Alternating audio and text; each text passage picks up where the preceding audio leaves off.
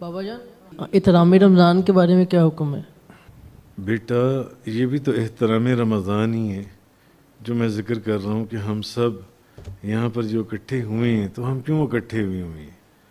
آپ لوگ جو روز آتے ہیں روز پھر آپ مغرب کی نماز پڑھ کے سارا دن آپ نے روزہ رکھا ہوتا ہے، روزہ رکھنے کے بعد پھر روزہ کھول کر افطار کر کے اور پھر مغرب کی نماز پڑھ کے پھر اتنی دور دور سے آپ لوگ آئے ہیں، پھر آپ یہاں آ کر نماز عشاء پڑھتے ہیں، پھر آپ اس کے بعد نماز تراویح ادا کرتے ہیں، اس کے بعد درس قرآن میں میلاد پاک میں پھر قرآن اور حدیث کو سنتے ہیں۔ کیوں؟ سارا سال تو ایسا نہیں ہوتا، کم و بیش ماں سوائے چند خاص راتوں کے یا ماہانہ جو محفل ذکر ہوتی ہے اس رات کے جن سے تو رمضان شریف کی تو ہر رات میں آپ لوگ آ رہی ہیں۔ میں آپ ہی کی مثال لے لوں تو آپ کتنی دور سے آئی ہوئی ہیں، کہاں سے آئی ہوئی ہیں؟ 15-20 کلومیٹر دور سے، اور ڈیلی آپ لوگ آ رہی ہیں، کم و بیش ڈیلی آ رہی ہیں جو میں آپ کو دیکھ رہا ہوں۔ کس لیے؟ کہ رمضان شریف سے محبت ہے، کہ رمضان شریف ایک ایسا مہینہ ہے جس مہینے میں اللہ تعالیٰ اپنی رحمتوں کے دروازے کھولتا ہے اور اپنی برکتوں کے دروازے کھولتا ہے، آسمانوں کے دروازے کھولتا ہے، جنتوں کے دروازے کھولتا ہے اور دوزخ کے دروازے بند کرتا ہے اور شیطانوں کو بند کرتا ہے، شیطانوں کو زنجیروں سے جگڑ دیتا ہے۔ تو اس رمضان شریف کا یہ احترام ہی تو ہے کہ رمضان شریف کی دن میں آپ روزہ رکھ رہے ہیں اور راتوں میں آپ قرآن بھی سن رہے ہیں، آپ حدیث بھی سن رہے ہیں، آپ افطار بھی کر رہے ہیں، آپ مغرب بھی پڑھ رہے ہیں، آپ عشاء بھی پڑھ رہے ہیں اور آپ قیام بھی کر رہے ہیں، جس قیام کی طرف نبی کریم صلی اللہ علیہ وسلم نے اشارہ فرمایا، یہ جون سا نماز تراویح کا قیام ہے۔ آپ نے ابھی میرے ساتھ نماز تراویح پڑھی آپ لوگوں نے جون سے، تو یہ جو قیام وہ جو میں نے حدیث سنائی تھی کل یا پرسوں کہ نبی کریم صلی اللہ علیہ وسلم نے فرمایا کہ جس شخص نے ایمان کی حالت میں ثواب کی نیت سے رمضان کے روزے رکھے اس کے بھی پچھلے گناہ بخشے گئے، اور جو بندہ ایمان کی حالت میں ثواب کی نیت سے جس نے رمضان کی راتوں میں قیام کیا اس کے بھی گناہ بخشے گئے جو ان سے ہے۔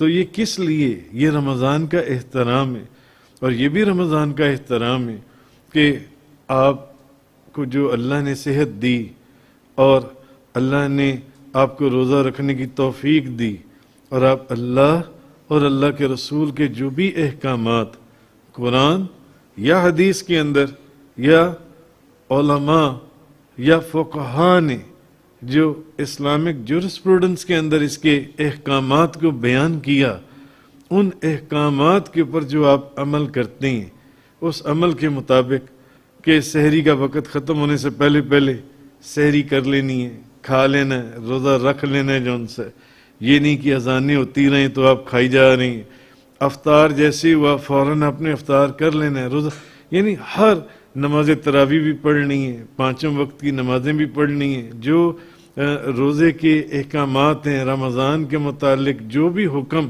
اللہ اور اس کے رسول کا آیا اس کے اوپر آپ عمل کر رہے ہیں، یہ رمضان کا احترام ہی ہے۔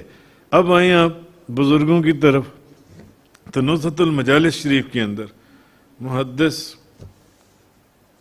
عبد الرحمن صفوری وہ فرماتے ہیں کہ رمضان کے احترام کے اندر انہوں نے ایک واقعہ لکھا ہے کہ بخارا کے اندر ایک مجوسی رہا کرتا تھا، بخارا کے اندر، اور الحمدللہ میں بخارا میں بھی گیا ہوں، میں نے بخارا کا شہر بھی دیکھا ہے۔ خواجہ خواجگان حضرت بہاؤالدین نقش بند، خواجہ شمس الدین امیر کلال، خواجہ بابا سماسی، خواجہ علی رامیتنی، خواجہ ابو الخیر انجیر محمود فغنوی، خواجہ عارف ریف گاری، خواجہ عبد الخالق غش دوانی، یہ 7 بزرگ اور 7 اپنے وقت کے غوث اور کتب الاقطاب، کتب اللہ کے ولی، یہ بخارا کے اندر بیٹھے ہوئے ہیں۔ یہ بخارا اور بخارا شہر کے چاروں طرف یہ 7 بزرگ بیٹھے ہوئے ہیں۔ تو خیر وہ محدث عبد الرحمن صفوری نصرت المجالس میں وہ لکھتے ہیں کہ بخارا کے اندر ایک مجوسی رہا کرتا تھا، मजूसी। और रमज़ान के दिनों में एक मर्तबा ऐसा हुआ कि वो मजूसी जो है अपने बेटे के साथ बाहर बाजार में गया, अपने बेटे के साथ। बाप और बेटा जो उनसे दोनों एक बाजार से गुजर रहे थे, तो वो जो बेटा है ना उस मजूसी का, वो गुजरते हुए ना उसने कोई खाने की चीज़ ली, तो वो सरे बाजार खुली आम वो जो चीज़ है ना वो खाने लगा। अब वो था, बाप था तो मजूसी, मगर उसको अपने बेटे की ये हरकत अच्छी नहीं लगी। उसने ना अपने बेटे के मुंह पर ना एक तमाचा मार दिया। नुज़हतुल मजालिस शरीफ के अंदर लिखा है कि उसने एक तमाचा मार दिया। उसने कहा तुम ये क्या कर रहे हो, रमज़ान का महीना है और तुम ये खाना खा रहे हो।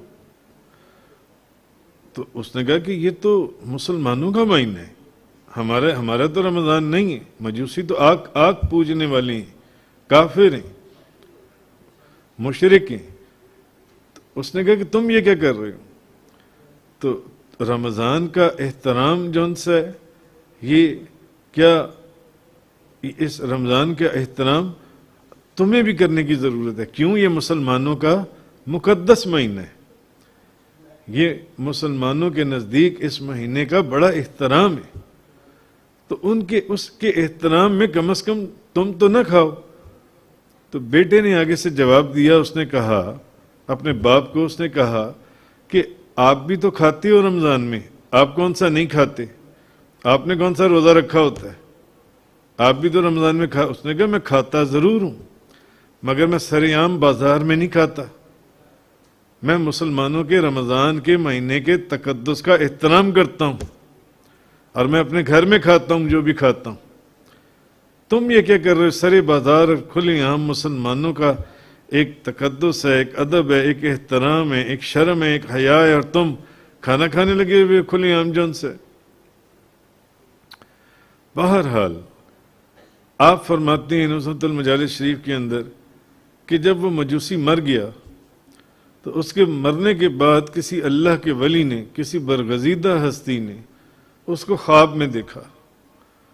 तो उन्होंने पूछा कि भी बताओ तुम, उन्होंने ख्वाब में देखा कि वो जन्नत में फिर रहा है। वो जो बुजुर्ग या अल्लाह के वली थे, उन्होंने देखा कि यार ये तो, उन्होंने कहा तुम तो मजूसी, तुम तो वही मजूसी हो, तुम्हें तो मैं पहचानता हूं, तो तुम जन्नत में क्या कर रही हो। वो जो अल्लाह के वली या बुजुर्ग थे जिन्होंने ख्वाब में उस मजूसी को देखा उसके मरने के बाद, उसने कहा हाँ मैं था मजूसी, मगर मरने से पहले फकत मैं अपनी जिंदगी में जो रमज़ान का एहतराम किया करता था, अल्लाह ने मुझे ईमान की दौलत से सरफराज कर दिया। अल्लाह ने मुझे साहिब ईमान कर दिया, यानी मैं कलमा पढ़कर तब मेरी मौत आई। और ये फ़कत और फ़कत जो मैं एहतराम रमज़ान मेरे दिल में था, ये उसकी वजह से अल्लाह ने मुझे ईमान अता फरमाया और मरने से पहले मैं मुसलमान हो गया। इसलिए तुम मुझे जन्नत के अंदर देख रहे हो, जन्नत में फिरते हुए देख रहे हो। तो ये एहतराम रमज़ान की एक बहुत बड़ी मिसाल है जो मैंने आपको बताई।